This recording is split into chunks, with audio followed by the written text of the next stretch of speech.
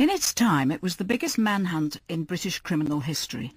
For more than 5 years, a serial killer stalked women, some of them prostitutes, in the north of England, in Leeds, Bradford, Huddersfield, Halifax, and across the Pennines in Manchester, brutally murdering at least 13 of them and attempting to kill 7 more.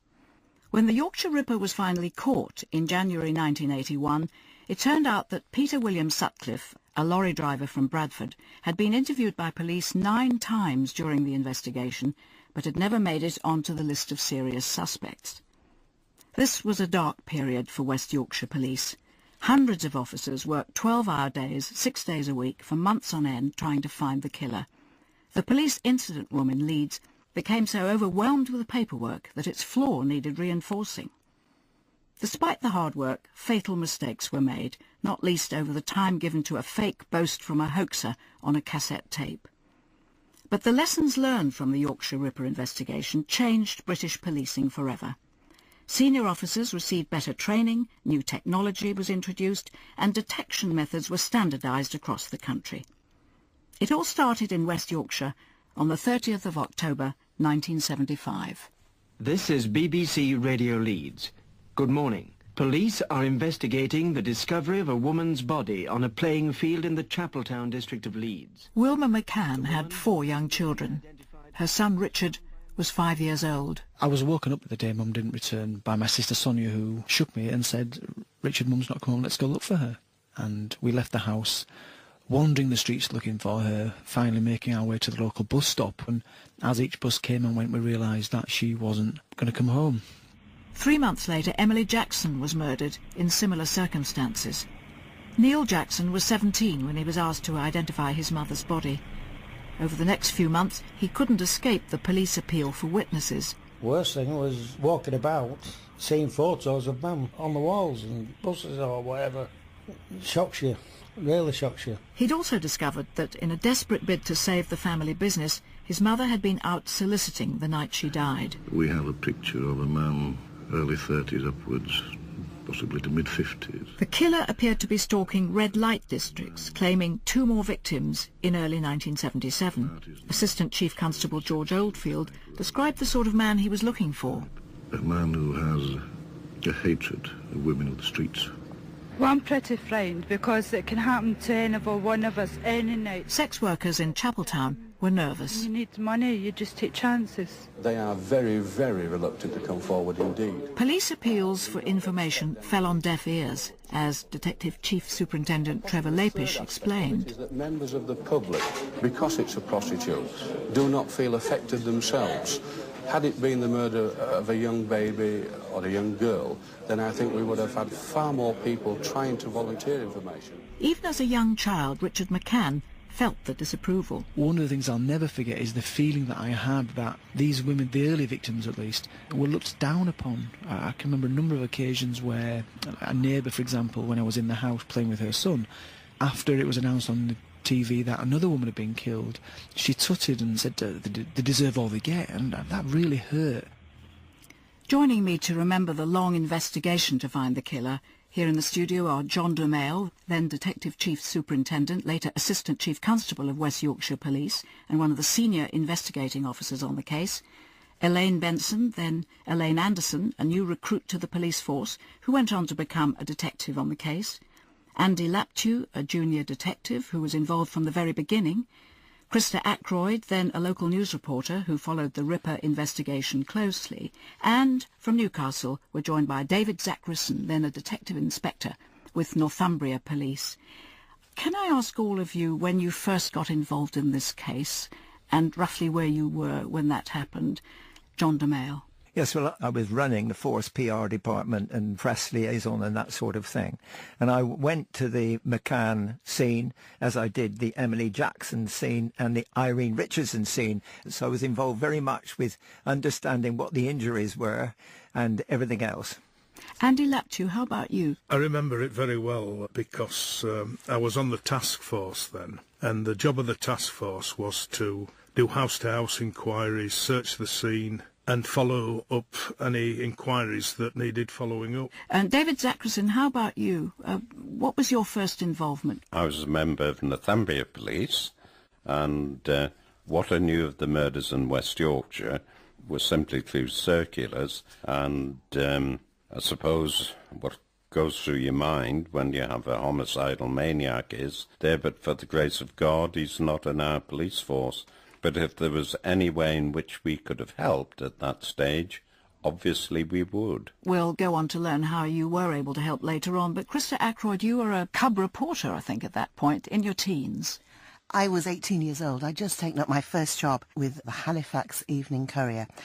I was quite disillusioned very quickly that my role as a reporter would be very much a writer of golden weddings and women's issues, and that these kind of stories were left to men to cover. It was like that then, wasn't it? There was a crime reporter, and it was his job to do the serious news stories, and as a woman we had to very quickly fight for a position. Well, it's interesting. I was going to ask Elaine Benson about this, because this was the time, mid-70s, when I think women in the police force were being amalgamated into the general force where the men were. It was all, things were changing. Oh, we were like the token gesture, really.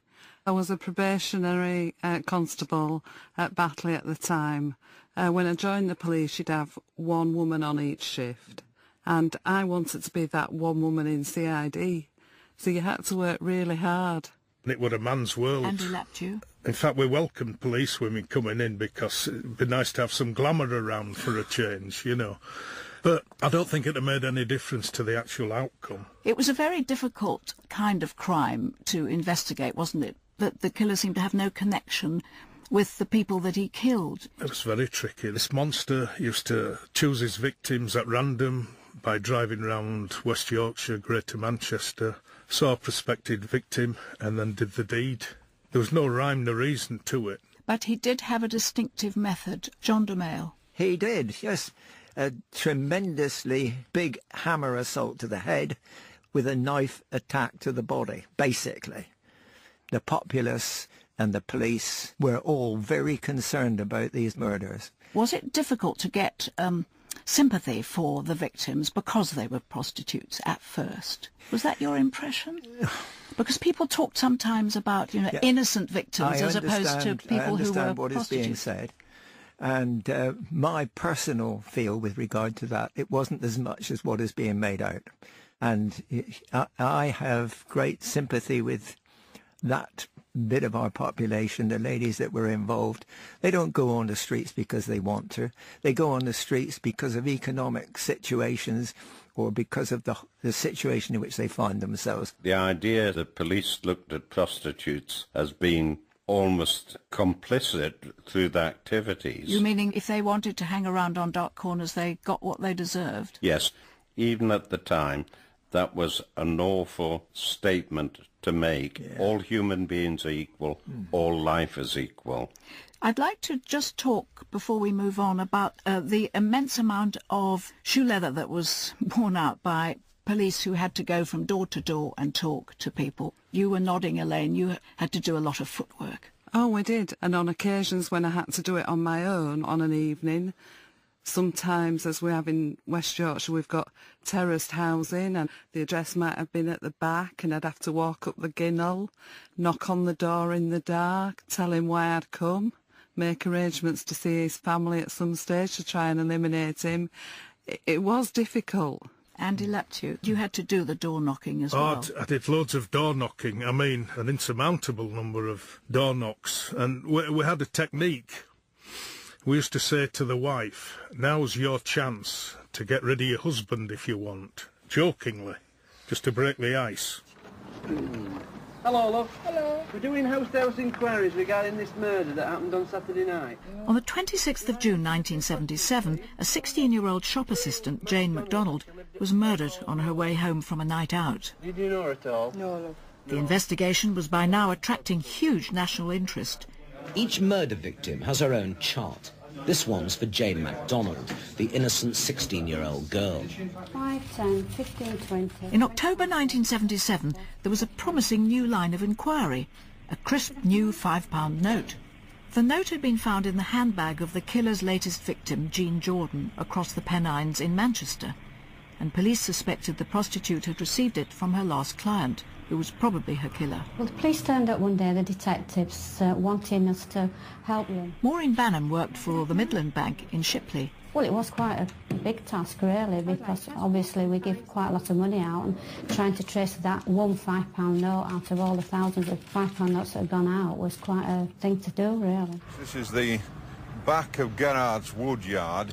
It's a quiet area. At the end of January 1978, Detective Superintendent Dick Holland showed journalists the scene of another murder, this time in Huddersfield. The body was dragged through here and placed between this pile of wood and this wall. The victim was 18-year-old Helen Ritker. How did he kill her? She had severe head injuries and at the same time mutilations of the body. The killer was now known as the Yorkshire Ripper. Bernard Falk reported on the story for BBC Television. This is now the headquarters of Britain's biggest murder hunt. There are 250,000 files here alone. A total of 7 prostitutes and 1 innocent girl of 16 have been found murdered and another woman seriously assaulted. The body was found here in the grounds of the Manchester Royal Infirmary. It was May 1978 and the latest victim was 41-year-old Vera Millwood. Tyre marks matching those at previous murders were found at the scene, a vital clue that Manchester detective Jack Ridgway didn't want to reveal to the public. There are similarities between this murder and the previous murder in Manchester, and there are also similarities with the murders in West Yorkshire. I have got a completely open mind on the subject. Incident room, please, are you sure? The team of 12 elite detectives was appointed to review the investigation and to establish which attacks should be attributed to the Ripper. The purpose of my visit here today is to go right through this series of so-called Ripper assaults and murders. It was headed by John DeMail. I shall see if I can find something that has perhaps been overlooked before. Now, at the press conference, the phrase novel methods of inquiry was used. Could you enlighten us on what that means? I could, clearly, but I don't wish to. John DeMail, what were some of the things that you weren't telling the press at the time? Well, in any murder inquiry, the police keep certain things to themselves. One of the reasons is that people come forward and say they're the person. And by knowing things that was not been given out, we can eliminate them from the inquiry very easily.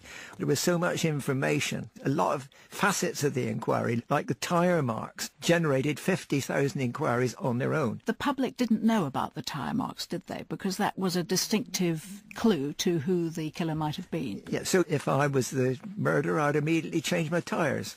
And the same thing with regard to the beard. Many reports of a killer who was bearded. Yeah, but there was a great deal of discussion, and that's a kind word to use, between myself and George Oldfield with regard to whether this should be put to the public. And a view on that was that you immediately put it to the public, you shave off his beard, so you then don't know what you're looking for. Krista Ackroyd. I was a woman working on the job, walking on the streets, talking to prostitutes. That I was only 19 years old, feeling very vulnerable. I would have liked to know what I was looking for too. John. I was asked to review the situation, how many murders or assaults were in this series. This was to help the investigation. It was not to say this is a definitive list of everyone. And there was great pressure on me not to put anyone in there that I was not certain about. And at that time, I met a woman who was to remain a friend of mine for 30 years, and that was Olive Smelt, who had survived, and at that time had been added to the list. Was she a prostitute? Absolutely not, although she lived the rest of her life with people whispering. She was titled a good time girl, whatever that means. Well, she liked to go out and have a good time, basically. Well, I like to go out and have a good time, Andrew, but that, you know, it does not... I'm talking patrimony here, again. Yeah, absolutely. It was horrendous. And the first thing she did to me, she took my hand, I'm 19 years old, she put it at the back of her head, and she said, feel my head. And half of her skull had been caved in. And every week that woman went to her local hairdressers to have her hair rearranged so that nobody would look and see the terrible damage that had been done to her. Andy, what about the £5 note inquiry? The £5 note was found on one of the deceased. And it was new, wasn't it? It was a new one, recently issued, and it was in a secret compartment of a handbag. And we had officers from Greater Manchester teamed up with West Yorkshire officers and went knocking on doors of people that could have been paid out with this particular £5 note, which might lead back to him, which, had the fates been kinder to us, it would have done, but unfortunately not. Well, it did, didn't it? Because he was interviewed about it. He was interviewed about it, yeah. So the investigation was absolutely on the right lines, wasn't it? It was on the right lines, but it was still a bit nebulous then. You know, it wasn't something you could really pin your hat on. Elaine? I was put in the incident room on the Ripper murder, and the paperwork was just vast, absolutely vast. And there were different sections of the incident room where we had, like, prostitutes, then general enquiries, then the statements, and there were different groups of police officers from different areas of the force dealing with all those different aspects. David Zachrison, we're now entering the area which was of great interest to the police and in the end turned out to be a hoax. There were some letters sent, which you saw, from somebody claiming to be the Ripper. Yes, Northumbria Police had initially been asked to assist in 1978. 3 letters had been posted with a Sunderland postmark. We were initially informed that the letters contained information that only the killer would know. And in the early stages, we didn't have sight of the full content of the letters. But of course the extraordinarily, apparently significant finding was the cassette that this person had sent, and you were present at the press conference in Leeds when George Oldfield played it to the press. Yes, and when it was played, there was almost an audible gasp, and we knew then that this would generate a tremendous number of inquiries. I'm Jack. I see you are still having no luck catching me. I have the greatest respect for you, George, but Lord, you are no nearer catching me now than 4 years ago when I started. I reckon your boys are letting you down, George. It can't be much good, can they? I'm not quite sure when I'll strike again, but it will be definitely sometime this year. At the rate I'm going, I should be in the book of records. I think it's 11 up to now, isn't it? Well, it's been nice chatting to you, George. Yours, Jack the Ripper. In my own mind, I'm satisfied as I can be that this is the man we're seeking. If my belief is right that this chappie is living down here in Yorkshire or Lancashire, then he should stick out like a sore thumb with that accent. Less than 3 months after the tape was broadcast, the killer struck again. Police in West Yorkshire have confirmed that the 20-year-old Bradford student was the 12th victim of the so-called Yorkshire Ripper. Barbara Janine Leach was last seen early on Sunday morning after having drinks with friends. Posters on 6,000 hoardings nationwide will hope the police familiarise everyone with the Ripper's handwriting. £1 million worth of advertising space and local radio airtime had been donated by the time the campaign got underway today. The Yorkshire Ripper. How can we stop this madman from killing again? The political pressure to solve the crime was now immense. The Home Secretary, William Whitelaw, paid a visit to the incident room, and 2 senior detectives arrived from Scotland Yard. Commander Neville arrived in Yorkshire with, as he said, an open-ended return ticket. He and his assistant, Chief Superintendent Joe Bolton, will help the Ripper team for as long as they're needed. Detective Sergeant Dick Holland warned women not to go out alone at night. We just do not have enough policemen in West Yorkshire to guard every woman who chooses to go out on her own at night. We've issued strong warnings in that direction, but we are still having brought to our notice girls walking in isolated areas in the dark alone at night. Angry women protested against what they saw as a curfew on women. Julie Bindle, then a women's rights campaigner in Leeds, was one of those behind the Reclaim the Night movement. We were damned if we were going to follow advice that police gave us and either ask a man to accompany us, remember that man could well be a sexually violent man himself, or stay in. Why wasn't there a curfew on men? That was far more important in terms of keeping women safe. Well, there was a lot of pressure from government, from the Home Office, to get a result. Krista Ackroyd. I think there was pressure from everybody living in the north of England. Lives had changed, Sue. What we had been used to going to meeting friends, going to the cinema, ended. No woman was safe. This is what we were being told.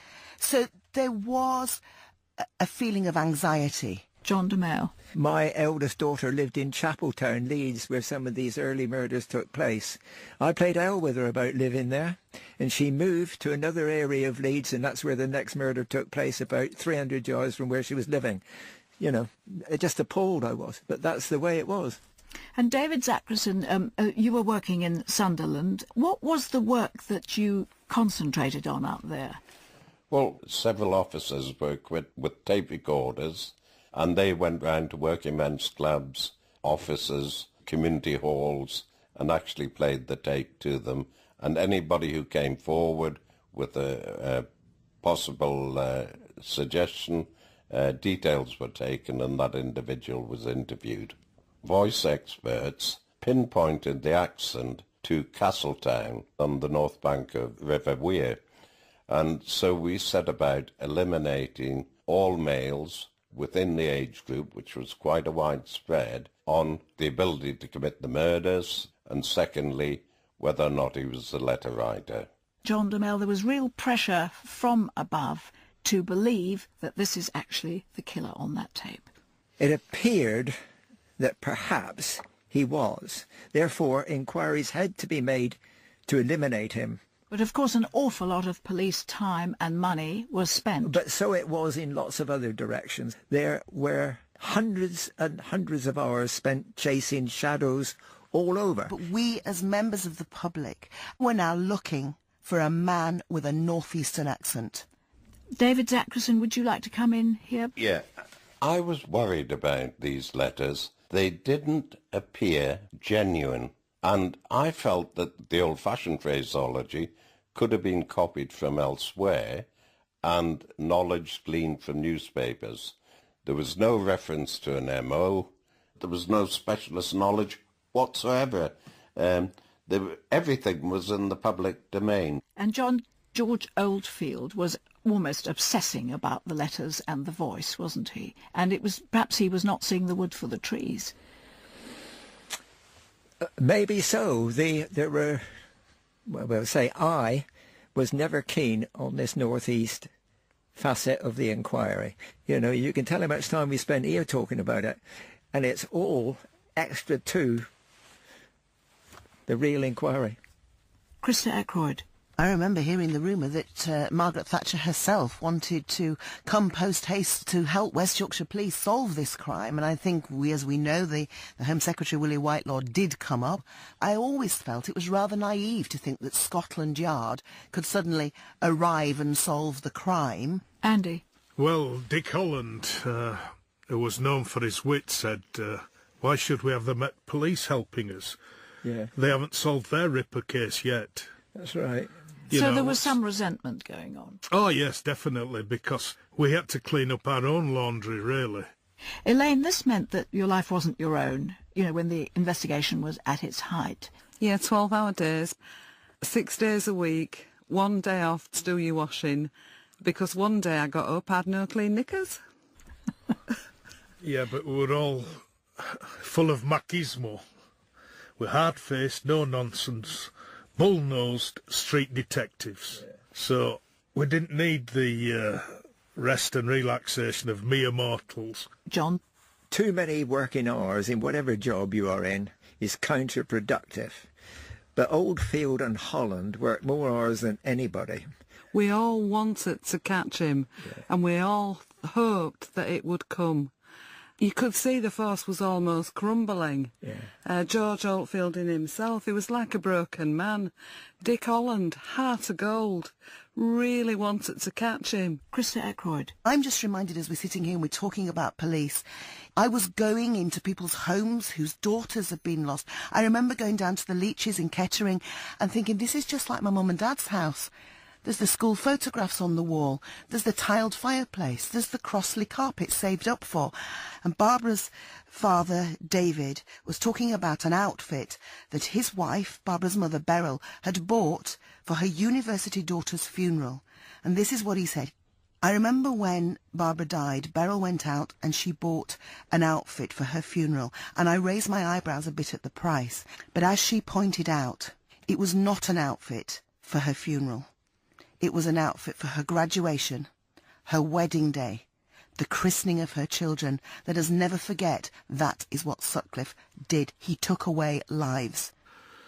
Every officer in West Yorkshire and Greater Manchester, I would argue, gave their heart and soul and bones to solving that inquiry.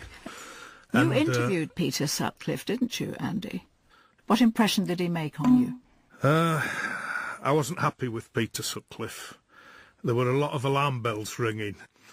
The reason we actually went to see Sutcliffe was because his vehicle had been sighted in 3 red light areas. He had a striking resemblance to the photo fit of the woman who was attacked in Bustlingthorpe Lane at Leeds. He had a gap in his teeth, which again was indicative of the attacker of 2 of the women that were killed. He was in the suspect occupation group, i.e. he was a heavy goods vehicle driver. And I said to my colleague, why don't we bring him in? And he says, no, we've been told specifically, do not bring anybody in. In fact, I'll tell you what happened. I took it directly to Dick Holland, a man who I put on a pedestal, hero worshipped. Has he got a Geordie accent, he said. I says, no, he's local, he's from Bradford. And I says, he's a dead ringer for the photo fit. Then he said, if anybody mentions photo fits to me, again, they'll be doing traffic for the rest of the service. With a few expletives thrown in, which obviously I can't repeat. But I could have crawled under the crack in the door. As his leg-weary squad of detectives set out on yet another round of inquiries, the Assistant Chief Constable of West Yorkshire, Mr George Oldfield, broke the news to journalists that 20-year-old Jacqueline Hill had become the Ripper's 13th victim. The death of the Leeds University student on the 17th of November 1980 caused more outrage. You're not a man, you're a beast. Relatives of previous victims and survivors of Ripper attacks spoke directly to the killer on Newsnight. Most men don't have to kill women to prove that they're a man. You'd be better off killing yourself before someone else does it. As you can see, it's a vast expanse of spare land. Police patrols were stepped up, but the public fear was palpable. You're on the alert all the time. We can't relax really at all. Every minute of the day, as soon as I wake up, that's my first thought. Is he about? The Chief Constable of West Yorkshire, Mr Ronald Gregory, also announced changes at the head of the team investigating the Ripper murders. 4 senior police officers from other forces and an experienced forensic scientist were drafted in to head the investigation in a shake-up that saw George Oldfield replaced as its leader. It was partly our idea and it was partly a Home Office suggestion, and I certainly pray that it's going to be of some help.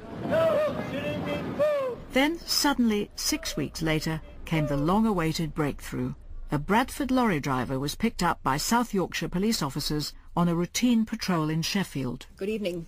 Peter William Sutcliffe, aged 35, from Bradford in Yorkshire, has been remanded in custody for 8 days, charged with murder. He'd been arrested with a prostitute in a car with stolen number plates and was later found to have hidden a hammer and a knife at the scene. Preceded by his wife Sonia and her father, Sutcliffe, covered by a blanket, was then rushed into the court building. And at last, the hunt for the Yorkshire Ripper was over.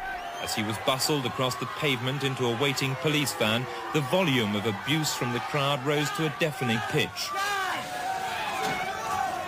Peter Sutcliffe worked for a Bradford engineering firm as a long-distance lorry driver.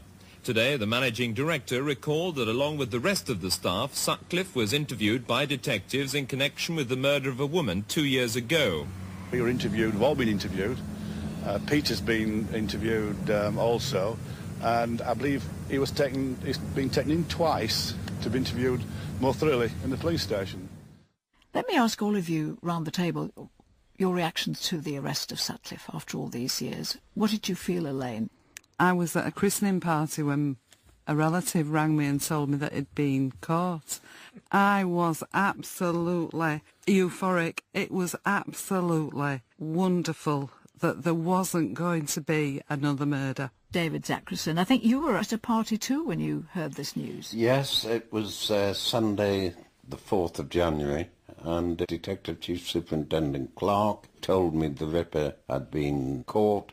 I was tremendously pleased, and I must admit there was a certain amount of relief when Mr. Clark turned round and said he hasn't got a Wearside accent. Andy Laptew. How do you describe a thunderbolt to your heart? The bottom had fallen out of my world. I got in my car, dashed up to the police station, opened my locker door and looked through my notebooks, and there was his name, Peter William Sutcliffe. Not satisfied with this man, full report submitted. I didn't know what to do. Had I done right? Had I done wrong? Is there anything more I could have done? And you tend to blame yourself, because 3 women had died since I submitted that report. Well, you had said, I'm not satisfied with this man. Yeah, and suggest that he be seen by a senior officer with a more intimate knowledge of the case. What happened to that suggestion? Failed. So you're giving an impression of an absolute unwillingness of the hierarchy to take your views into account. Absolutely. I think that's what's turned me into what I would say a rebel without a clue. Anti-authority, if you like. And then the press turned up at my doorstep, 3-inch headlines with quotes allegedly from me that weren't true, like the lonely voice crying out in the wilderness against the might of West Yorkshire Police, and I'd displayed nothing but loyalty. But yet I was treated like a pariah by all and sundry. People who I thought were friends ignored me. Senior officers made life a little bit difficult for me. Instead of speaking to me, they grunted. I says, it's all right if you want to grunt. I've worked on a pig farm, I know what you're saying. I got really, really upset by all this. Why were they upset about you? They try and find a crack in you if you find a crack in them. Not just the police, but any organisation. John DeMel, obviously Andy's still very angry about this. Do you understand his feelings? Absolutely. I was gone from the inquiry before what he's talking about happened. I can only say I hear what he says. And good management from the hierarchy means really looking after your team and giving everybody time and listening to everybody. The police cadet might clear it up. So you have to listen to everyone and take aboard what they say. Well, his report was clearly not listened to, and I don't really know by whom. But if it was just went as far as Holland and never went any further, there's your answer. Krista Ackroyd. I think for me, just remember going to that court. We've heard the mob outside and feelings were running so high. And we were nervous about seeing this monster that we've been so terrified about for 5 years, that had controlled our lives, that had controlled the lives of police officers and families and women. And this pathetic, weedy individual with a light voice walked up into that dock. And I was so shocked. They asked him his name, and the first thing, you could hear it around the court, he hasn't got a Geordie accent. He's Yorkshire. And in fact, Peter Sutcliffe did get 20 life sentences, and he's still in prison 35 years later. It was an extraordinary day in the Old Bailey's imposing Court Number 1, with truly gruesome accounts of Sutcliffe's methods. Sutcliffe's trial was dominated by questions surrounding his mental health. He claimed he heard voices, messages from God giving him a mission to kill prostitutes. Yet Sir Michael said that one officer guarding Sutcliffe in prison had heard him tell his wife that he was guilty and expected to get 30 years. If I can get people to believe I'm mad, he told his wife, I'll only get 10 years in a loony bin. The man who will lead the investigation, Mr. Lawrence Byford, No sooner had the trial ended than the questions began. The Home Secretary instructed a team of experts led by Lawrence Byford, an Inspector of Constabulary, to find out how Peter Sutcliffe had been able to evade capture for 5.5 years. It is apparent from the report that there were major errors of judgment by the police. 6 months later, on the 19th of January 1982, the Home Secretary, William Whitelaw, gave Parliament a summary of Lawrence Byford's findings. With hindsight, it is now clear that if these errors and inefficiencies had not occurred, Sutcliffe would have been identified as a prime suspect sooner than he was. I still think that Mr. Oldfield and other officers did their very best. Chief Constable Ronald Gregory defended his staff. It's so easy to investigate homicide from a position where you know who's done it and look backwards. The super policeman who can make the right decision at the right time hasn't been born yet. Mr. Sampson's report details a catalogue of police misjudgments and mistakes during the 5-year inquiry. An internal West Yorkshire inquiry made further criticisms 18 months later. How detectives ignored early photo-fit descriptions, how attacks were wrongly assessed, and how the whole administration of the inquiry was below standard. 8 years in jail for the man who helps the police in the hunt for the Yorkshire Ripper. It would be many more years before a clever DNA analysis located the man who'd led the investigation so disastrously astray. The voice on the tape, Wearside Jack. And this is the moment when John Humble, in the blue sweatshirt, proved he was the man who sent the hoax tape. Would you read that for us, please, John? I'm Jack. I say you are still having no luck catching me. John Humble had been arrested in October 2005 by a team of West Yorkshire detectives. 5 months later, a judge at Leeds Crown Court sentenced him to 8 years in prison for perverting the course of justice. Why on earth did this man from Sunderland do it? Well, I can tell you in police interviews what he said. He told them he did it because he was unemployed, he was bored, and he had nothing else to do. Well, David Sackerson, that was a report referring, of course, to John Humble himself. It was DNA was suddenly available, wasn't it, many years after the event? Yes, I was extremely relieved when I heard that Humble had been arrested, because I knew that in 1987 an inquiry had been launched on the basis that the hoaxer could have been a police officer. In other words, the only person capable of perpetrating this hoax had to have inside knowledge. I received a telephone call from an officer who introduced himself, and it became apparent that it was being tape recorded, and I put the phone down. And I remember turning round to my wife and saying, if they never catch this guy, we know some of the crazy conspiracy theories that abound, they'll have me as being the letter writer. So when Humble was arrested, I breathed a sigh of relief. Elaine Benson, we heard Chief Constable Gregory pointing out earlier that the super policeman hasn't yet been born. What's your view, looking back, on what might have been done better? Bearing in mind hindsight is a fine thing. Well, we had very few women in the force at that time, and unfortunately, because of the way it had been, we hadn't got the experienced female detective police officers who may have had the feminine side covered with the ladies like Olive Smelt. Krista? Just the softer touch to go into someone like Olive and say, talk to me again about the accent, would have helped. It would have helped us as women. It would have made us feel safer. It would have been more reflective of society and more reflective of the victims that Sutcliffe was killing. John? The one thing constant about policing is it changes all the time. And that is a good thing. And there is no doubt that there were mistakes made in these series of Ripper murders. But I've investigated 60 murders as the lead detective. They are all cleared. In any one of those, if we had this sort of in-depth look at, there have been all sorts of mistakes uncovered, because it is such an imprecise situation. David Zackerson? Everybody gave 100% with methods which appear now to be antiquated. I couldn't have imagined DNA, or indeed closed-circuit television, or personal computers, or mobile phones. So I just hope that if anything like this should happen in the future, that he is caught far, far sooner because of the technological advances that we have witnessed. Andy Laptew, how much does the whole experience of working on this case still remain with you? There's not a day goes by when Sutcliffe does not appear in my head through one thing or another. Just when I think it's safe to go back in the water, listen to Radio 4, and he's mentioned. And Elaine, what about you? Well, it was a big part of my life, but I did go on to be a career detective constable, and I managed to complete my 30-year service.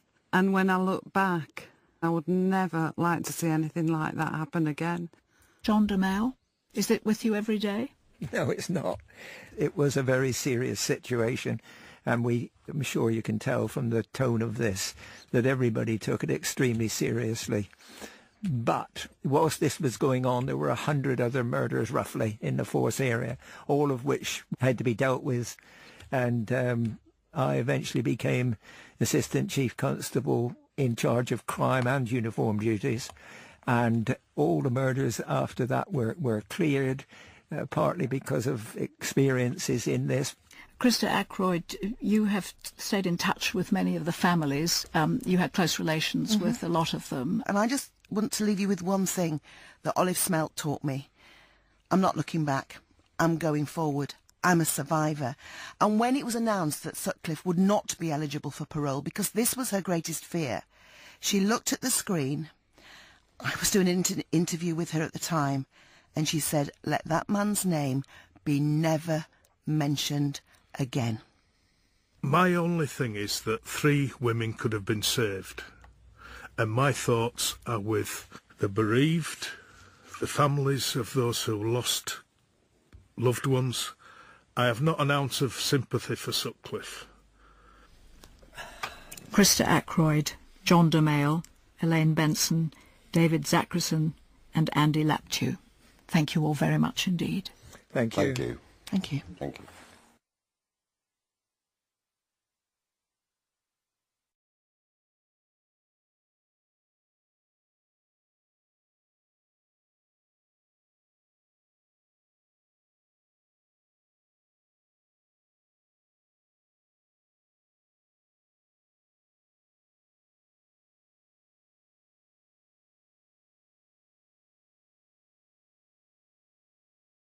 Floor needed reinforcing. Despite the hard work, fatal mistakes were made, not least over the time given to a fake boast from a hoaxer on a cassette tape. But the lessons learned from the Yorkshire Ripper investigation changed British policing forever. Senior officers received better training, new technology was introduced, and detection methods were standardised across the country. It all started in West Yorkshire on the 30th of October 1975. This is BBC Radio Leeds. Good morning. Police are investigating the discovery of a woman's body on a playing field in the Chapeltown district of Leeds. Wilma McCann had 4 young children. Her son Richard was 5 years old. I was woken up the day Mum didn't return by my sister Sonia, who shook me and said, "Richard, Mum's not come home, let's go look for her." And we left the house, wandering the streets looking for her, finally making our way to the local bus stop. And as each bus came and went, we realised that she wasn't going to come forward indeed. Police appeals for information fell on deaf ears, as Detective Chief Superintendent Trevor Lapish explained. Is that members of the public, because it's a prostitute, do not feel affected themselves. Had it been the murder of a young baby or a young girl, then I think we would have had far more people trying to volunteer information. Even as a young child, Richard McCann felt the disapproval. One of the things I'll never forget is the feeling that I had that these women, the early victims at least, were looked down upon. I can remember a number of occasions where a neighbour, for example, when I was in the house playing with her son, after it was announced on the TV that another woman had been killed, she tutted and said they deserve all they get, and that really hurt. Joining me to remember the long investigation to find the killer here in the studio are John DeMille, then Detective Chief Superintendent, later Assistant Chief Constable of West Yorkshire Police and one of the senior investigating officers on the case, Elaine Benson, then Elaine Anderson, a new recruit to the police force who went on to become a detective on the case, Andy Laptew, a junior detective who was involved from the very beginning, Krista Ackroyd, then a local news reporter who followed the Ripper investigation closely, and from Newcastle we're joined by David Zachrison, then a detective inspector with Northumbria Police. Can I ask all of you when you first got involved in this case and roughly where you were when that happened? John DeMille. Yes, well, I was running the Force PR department and press liaison and that sort of thing. And I went to the McCann scene as I did the Emily Jackson scene and the Irene Richardson scene. So I was involved very much with understanding what the injuries were and everything else. Andy Laptew, how about you? I remember it very well because I was on the task force then, and the job of the task force was to do house-to-house inquiries, search the scene and follow up. I'm home. 3 months later, Emily Jackson was murdered in similar circumstances. Neil Jackson was 17 when he was asked to identify his mother's body. Over the next few months, he couldn't escape the police appeal for witnesses. Worst thing was walking about, seeing photos of Mum on the walls and buses or whatever. Shocks you, really shocks you. He'd also discovered that in a desperate bid to save the family business, his mother had been out soliciting the night she died. We have a picture of a man, early 30s upwards, possibly to mid-50s. The killer appeared to be stalking red light districts, claiming 2 more victims in early 1977. Assistant Chief Constable George Oldfield described the sort of man he was looking for. A man who has a hatred of women of the streets. Well, I'm pretty frightened because it can happen to any one of us any night. Sex workers in Chapeltown were nervous. When you need money, you just take chances. They are very, very reluctant.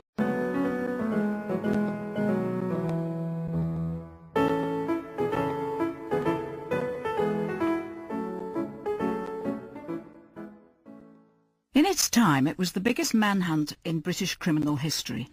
For more than 5 years, a serial killer stalked women, some of them prostitutes, in the north of England, in Leeds, Bradford, Huddersfield, Halifax, and across the Pennines in Manchester, brutally murdering at least 13 of them and attempting to kill 7 more. When the Yorkshire Ripper was finally caught in January 1981, it turned out that Peter William Sutcliffe, a lorry driver from Bradford, had been interviewed by police 9 times during the investigation, but had never made it onto the list of serious suspects. This was a dark period for West Yorkshire Police. Hundreds of officers worked 12-hour days, 6 days a week, for months on end, trying to find the killer. The police incident room in Leeds became so overwhelmed with the paperwork that its